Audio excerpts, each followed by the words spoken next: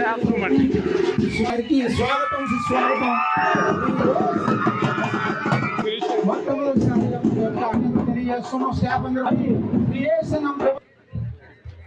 Late అయింది.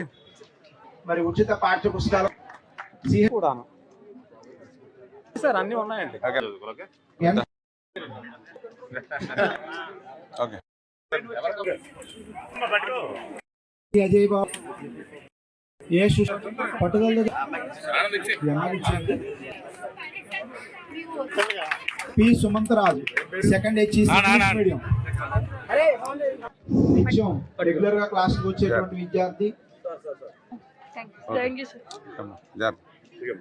జాగ్రత్త రోజు అనవసరం. ఎవరు వస్తారు? మీరు తీసుకొస్తారా? దేశ భవిష్యత్ అంతా కూడా యువత మీద ఆధారపడి ఉంది. అటువంటి యువత ఈరోజు గంజాయి డ్రగ్స్ కి బానిసై ఈవేళ యువత నిర్వీర్యమైపోతున్నటువంటి దశ.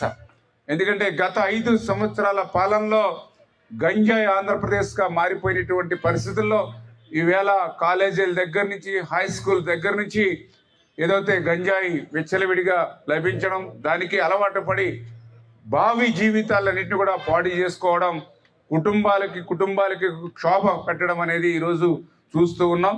అందుకే ఈరోజు ఎన్డీఏ ప్రభుత్వం గంజాయి మీద డ్రగ్స్ మీద ఉక్కుపాదం మోపుతూ ఉంది. అది పోలీస్ పరంగా చట్టపరంగా కొంతమేర మేము నిరోధించగలిగాం. కానీ ఏదైతే మీరు కూడా ఒక ఆలోచన చేసి ఈరోజు మీ మీద ఎంతో నమ్మకాన్ని మీ తల్లిదండ్రులు పెట్టుకొని మిమ్మల్ని ఎన్నో కష్టాలు ఇబ్బందులు ఉన్నా మిమ్మల్ని కష్టపడి చదివిస్తూ ఉన్నారు. ఇప్పుడు ఒక 5 సంవత్సరాలు మీరు కష్టపడితే మళ్ళీ మీరు 50 సంవత్సరాలు మళ్ళీ సుఖపడతారు. మీరు 5 సంవత్సరాలు సుఖపడితే 50 సంవత్సరాలు మళ్ళీ మీరు కష్టపడిపోయేటువంటి పరిస్థితి ఉంటుంది.